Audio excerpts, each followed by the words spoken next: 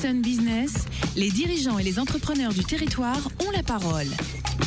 Clément Lessort.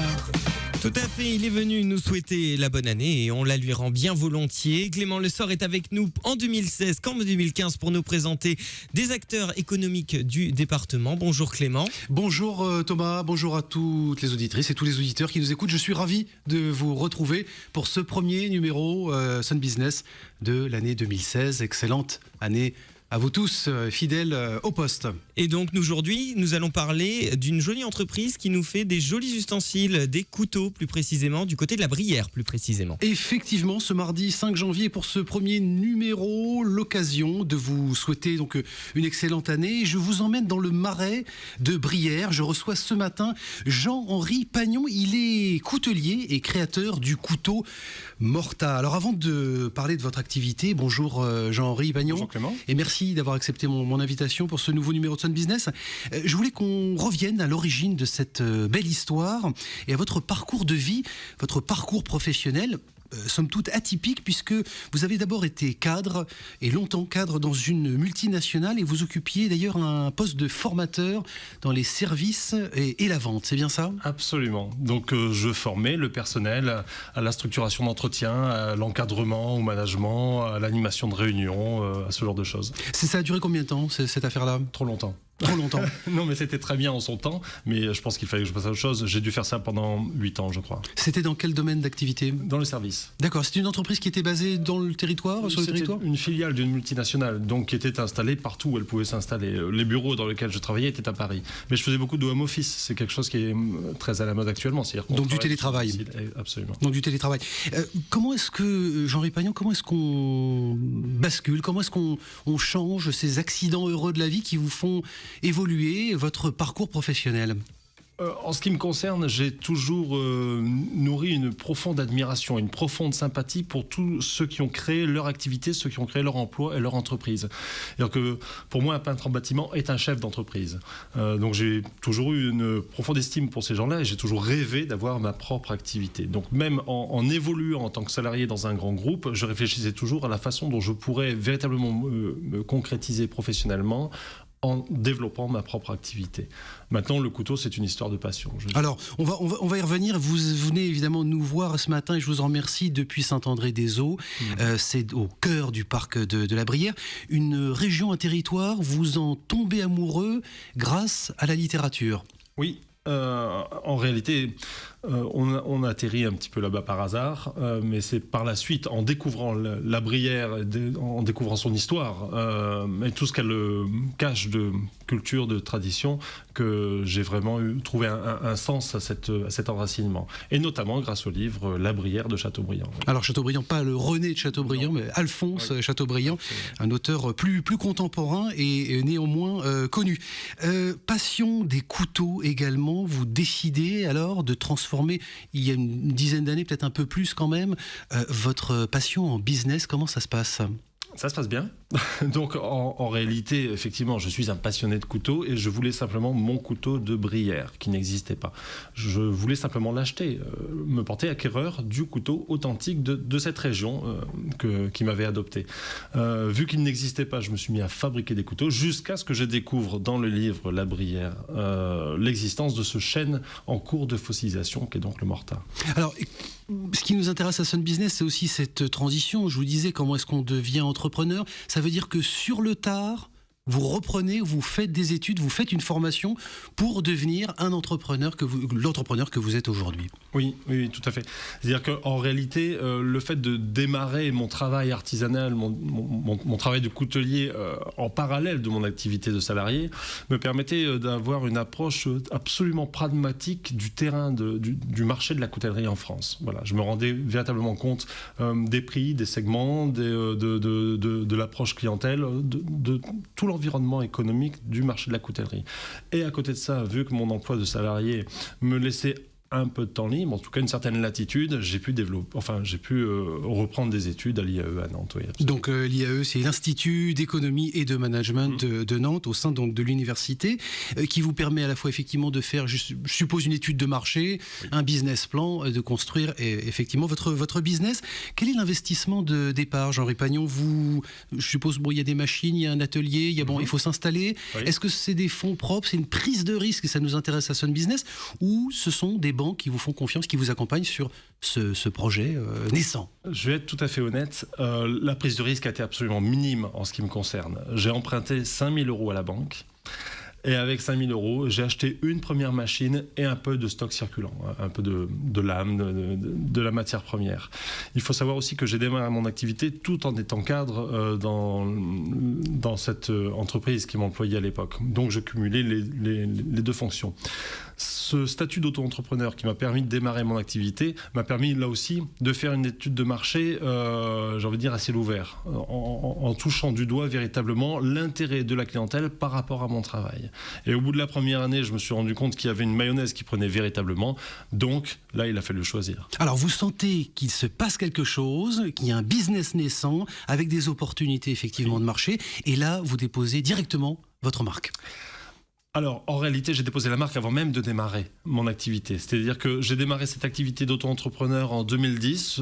Elle a duré 1 an. De janvier à novembre 2010, j'étais auto-entrepreneur. Mais la marque, j'avais déposée en 2009, avant même de commencer. Alors aujourd'hui, Jean Ripagnon, quelle productivité ça représente? Combien de couteaux vous produisez par jour ou par mois? Est-ce que, c'est un artisanat et un savoir-faire très pointu, c'est le cas de le dire.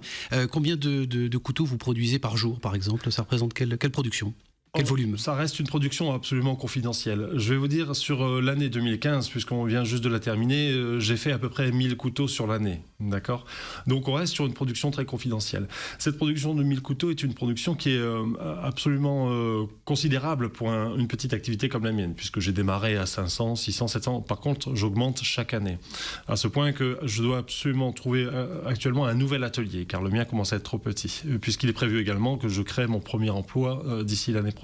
Alors ça, c'est intéressant parce que c'était ma question d'après. C'est pas l'envie de rester seul, c'est pas la volonté, le mythe de l'artisan qui travaille seul avec son chien, qui aurait dû venir ce matin. On regrette bien entendu l'absence de Figaro qui devait être avec nous dans les studios. Mais plus sérieusement, c'est pas que de la communication. Là, l'idée, c'est pouvoir recruter à moyen ou court terme. Pourquoi pas? Oui, absolument. En réalité, je comprends bien cette image de l'artisan qui travaille seul dans son coin avec son chien. C'est tout à fait pittoresque et charmant. Sauf qu'aujourd'hui, j'ai créé plus ou moins volontairement une marque, en tout cas ma passion, mon travail est devenu également une marque, un vecteur de communication, et il faut répondre à une demande. La demande existe, elle est de plus en plus importante et il faut la satisfaire. J'ai pas envie de m'amuser à jouer sur la rareté ou ce genre de choses, il faut répondre, il faut avoir, je crois, l'humilité de répondre à une demande lorsqu'elle se crée, lorsqu'elle se présente.